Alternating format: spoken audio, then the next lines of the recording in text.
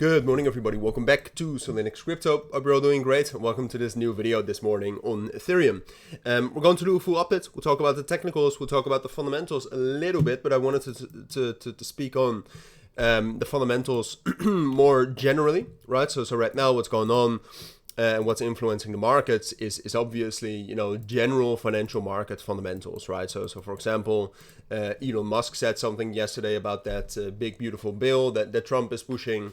That will affect the markets, but obviously what will affect the markets even more, and what's also quite relevant at this point of time, is tariffs and trade deals. And we have quite a lot of news coming out regarding that, and that matters for Ethereum as well, whether you like it or not. But at this point of time, those fundamentals are, you know, normal, I would say. There's no major movement in the general financial markets. So that's good news, right? Because the financial markets have been bullish for some time now. They've rallied since basically the beginning of May, so that's great news, but that is something to be mindful of right now, right? There's no specific fundamentals regarding Ethereum or the Ethereum ETF and staking being allowed, etc. There's nothing there that you need to know of. There's nothing with the network and the activity on the network that you need to know of. But general financial fundamentals do matter, right? So at this point of time, it's fine, but it is something to keep your eyes on, and that's something I will try to keep you updated on as well, right? So it's not that you're all left alone in the dark right here.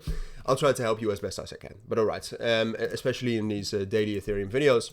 But that means so far, you know, the fundamentals so far so good. The question, however, for Ethereum is still, we broke out yesterday morning. Bitcoin retraced the entire move and then some. Ethereum has been holding that. So the main question is still, and you can say, well, you can barely see it, but here you have a confluence of the 7-day rolling VWAP and the value area low, and that's the value area low of the entire price action since the 10th of May.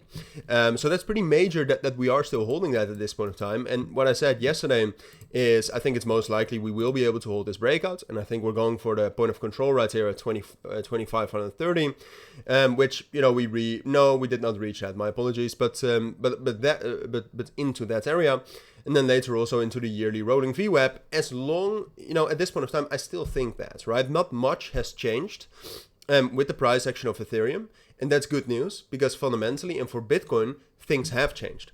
So what we see right now, by the way, price action is quite short term, it's quite strange.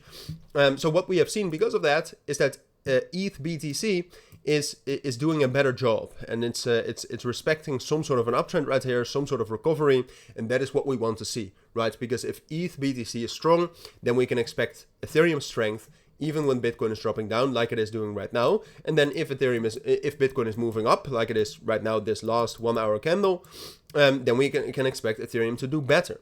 All right. So and technically, look, I can be wrong, right?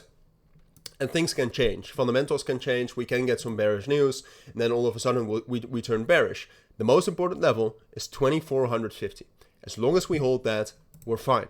All right. And we'll probably remain stable, but so at some point of time from that stability, we'll move up, right? And this is what I think is most likely. And then we have some imbalances a little bit higher, right? So the main resistance level is right here at like 2650. We have imbalances basically all the way up to 2800. So we can spike up much higher. But ultimately, I do not think on the 12-hour time frame that we will break above that entire level.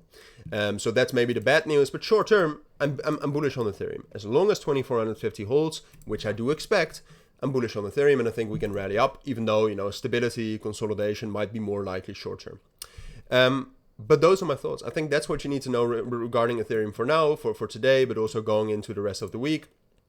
If you do have any questions, anything, let me know down in the comments. But for now, thank you for watching. Take care and bye.